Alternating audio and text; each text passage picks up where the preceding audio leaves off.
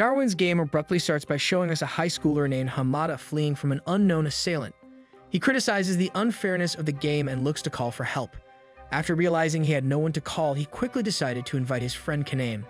But eventually, he gets cornered and dies. His phone alerts him that he has been defeated, and his assailant, dressed as a panda, walks away from the scene. Kaname's pseudo is in class when his friend shows him a disturbing trend of body art across the city. When her friend Kyoto shows up to ask about Hamada, Kaname has no idea where he is. Kaname then mentions that he received an invitation to the app Darwin's game from Hamada. He is instantly curious to try out the game. Although his friend Kyoto warns him strongly not to open the app, he accepts the invitation and starts the game. Suddenly, a snake leaps out at his screen and bites his neck, making him pass out while his phone signals his entrance to the game. Later, Kaname wakes up confused in the nurse's office. It is revealed that Kaname has barcodes on his neck. When he recalls the snake coming out of his phone, he dismisses it as a hallucination and wants to go home to recover from the shock. Kyoto also tells him to go straight home and warns him not to open the game app again, but Kaname cannot control this curiosity. So on his way home, he opens the game once again and accepts a combat challenge which appears from a player named Banda, a man in a Banda costume who is wearing the local baseball team's mascot. As soon as the game begins, Banda, who is also on the train, approaches our confused protagonist with a knife and attacks him, but he manages to fend him off and flees through the city, making Kaname shout for help as he runs past onlookers. However, everyone thinks that they are just advertising their team. The Banda chases Kaname relentlessly, and not even a policeman can stop the violent Banda, and gets killed by him. Then just as Banda is about to stab Kaname to death, Kyoto appears to defend him. However, Banda suddenly becomes invisible and is able to stab his friend. With Kyoto severely injured, they run away from Banda, and Kaname looks for a place to hide. While hiding, Kaname attempts to call the authorities. Still, Kyoto reveals that outside communication with his phone is disabled during the game except for between players who are made to fight one another. While on his phone, a girl named Shuka reaches out asking if they need help, but Kaname gets disappointed when she tells him there is no way to quit the game. With Kyoto hurt and immobile, Kaname leaves Banda away as Banda can use his phone to track Kaname's position.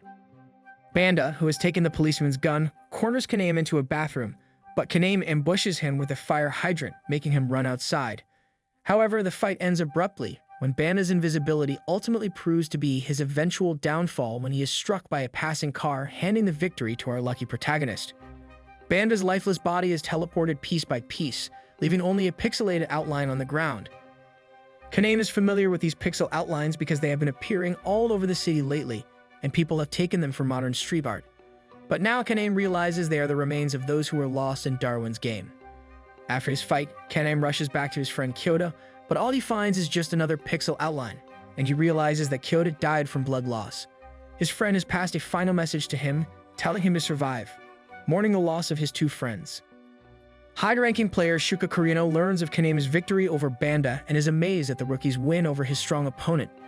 Later, Kaname accidentally uses the points he won from the game and a gun is delivered to his apartment. Kaname receives an invitation to meet Shuka, and he reluctantly accepts. The two meet in an old warehouse and discuss the game. She reveals that once a player has joined, they are unable to leave the game.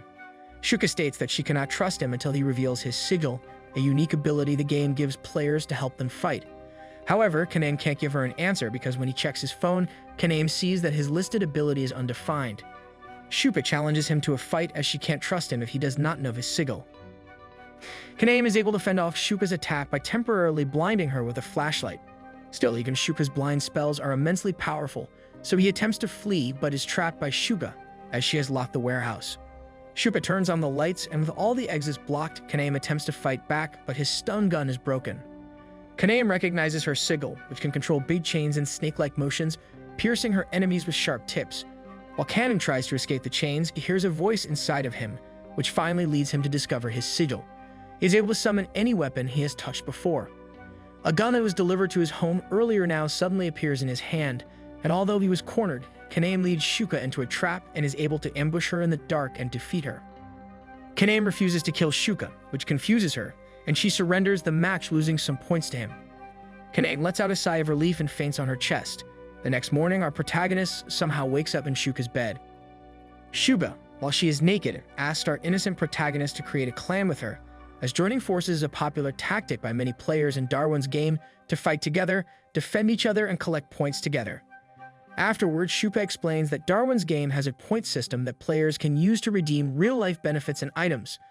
Points are given on victories, and Shuka advises Kanaim to use his points to hide his name from challenges, as defeating two high-ranking characters will draw a lot of attention to him. Then Kanaim agrees to build a clan, but he learns he must get above fighting Class B2 first to make a clan. Moreover, when Kanaim checks his account balance at the ATM, he is overwhelmed by yet another surprise. The points he has collected are not just a score in the game, but are transferred directly to his bank account as real money. However, at that moment, he receives a mysterious invitation to the game event. The next day, Kanaim meets Shuka to investigate the major game event to be held there. During their outing, Shuka also warns Kanaim not to talk about the game to non-players, as it is against the rules and players who do so are killed with their accounts deleted. So players refer to the game as D-game to other players to help keep it a secret. The two go to the mall to investigate before the event. In the Shibuya shopping center, Kanaim becomes separated from Shuka when his phone is taken by a man named Inukai, who questions him on how a noob like him could defeat two famous players like Banda and Shuka. Inukai then initiates a death game against Kanaim and is surprised by how weak he is. Meanwhile, Shuka is contacted by Rin Kashiwaji, known as the Analyst.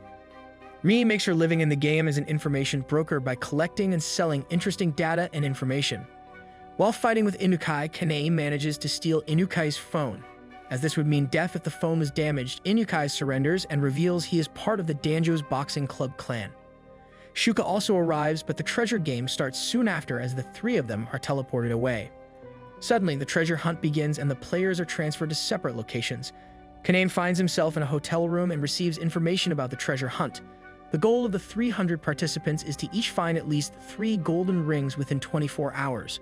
However, there are only 300 rings in total.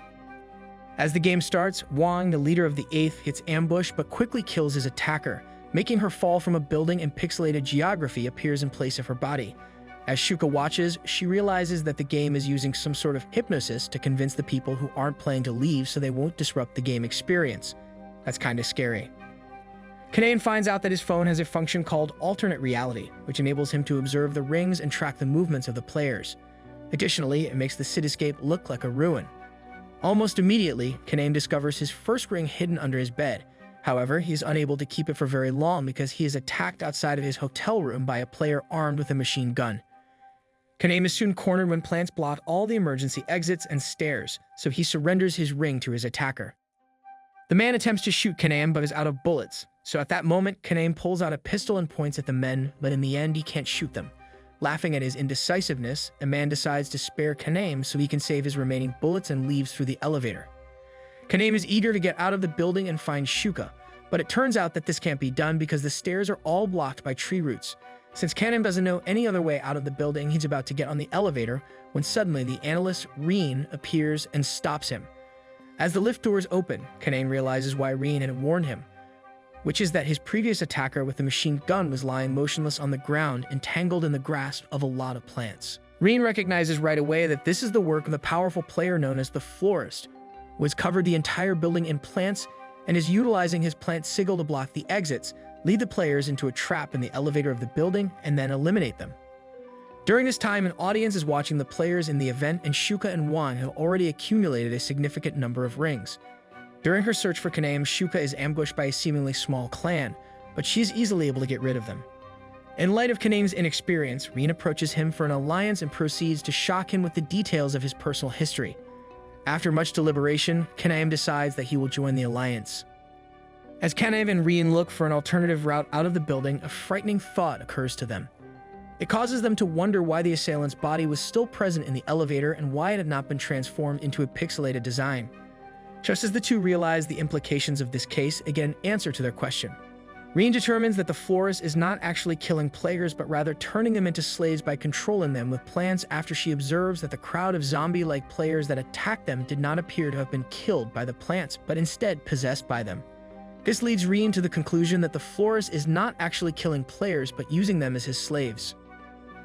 However, after trying their best to hide, the duo would always be discovered by the zombies, making Kanaim question how the florist is able to track their movements if they do not have any rings, but soon determines that the florist must be in a surveillance room, watching them through the surveillance cameras as he unleashes his mind-controlled soldiers on them.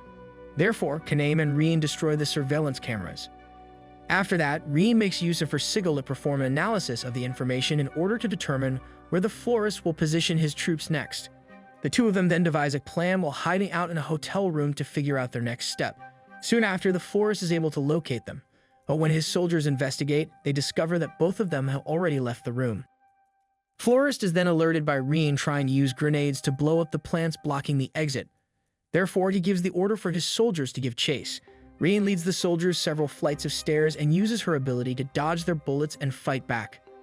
In the meantime, the florist discovers that Kanem had used a rope to descend from a higher floor in order to avoid the plants that were blocking the stairs. Kanem's objective was to confront the florist directly.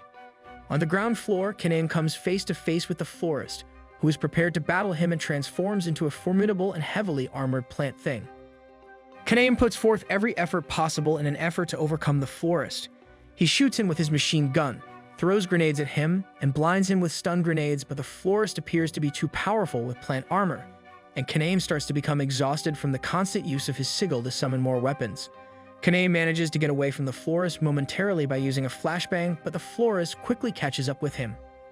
The fight between the two finally seems to be coming to an end in the chapel. Our poor protagonist is completely exhausted. When Kanem is on the verge of losing, he has a vision of a blacksmith forging weapons. They have a conversation about Kanem's opponent needing to use his shield against his bullets, and the blacksmith, who appears to be a reflection of Kanem, inspires Kanem to forge a gun that sacrifices its own durability for maximum firepower. This turns out to be very effective, and the florist, whose real name is Ichiro Hairaji, admits that he is defeated. Kanem spares Ichiro, and both of them are out of sigil power. When Rin finally makes it to the chapel, she tells everyone there that a grave threat is about to occur because the 8th clan and their ruthless leader Wang are about to launch an assault on the building in order to steal their 24 rings. As a result of this analysis, the three of them come to the conclusion that they should join forces in order to combat the 8th using their combined strength. Meanwhile, Shuka, who has been traveling toward the building, takes out multiple snipers along the way, decides to get out of sniper fire, and goes into an underground mall. On the other hand, now that the florist's mind control has been lifted, Kanem's former opponent with a machine gun also comes back to his senses. Kanem gives the man 3 rings, and the man asks why Kanem is sparing him, to which Kanem replies he is returning the favor for not killing him earlier. The man initially refuses to join them in an alliance when they ask him to, but he changes his mind when he learns that they will be fighting Wang and the 8th clan and decides to join them. He introduces himself as Ryuji Misaka. The now 4 members of the clan immediately began barricading the structure in order to be as well prepared as they possibly could for the assault by the 8th. Rin points out the ring's anomalies and the event's end condition during their planning. In the meantime, Shuka is ambushed by a water manipulator at the underground mall, who then traps her by freezing the exits in ice. When she realized she was in a hopeless situation, she sent Kanem a message asking for help with her coordinates. The group decides to send Kanem and Ryuji to help Shuka, while Rin will cover them from the roof with a sniper rifle. As the two make their way to Shuka's location, Ryuji reveals that his sigil is the ability to tell if someone is lying. Meanwhile, Rin puzzles over the values of the various gemstones on the rings. She notices QR codes inside the rings that represent further number combinations. She comes to the conclusion that this must be the secret to winning the game, and that the diamond ring, which no one has yet found, must be the piece of the puzzle that is still missing. On the ground, Kanem and Ryuji meet Sui at the underground mall entrance, and she warns them away from the mall. Ryuji states that she is not lying when she states that she is not a threat, and they move to the subway, but find that the subway is completely flooded with ice-cold water. However, Kanem, without care, dives into the water to rescue Shuka, and Ryuji continues to question Sui, who eventually freezes his weapon and runs away. Would Kanem be able to save Shuka and finish the game event successfully? Let's find out in our next video. For now, leave us a like and subscribe to our channel.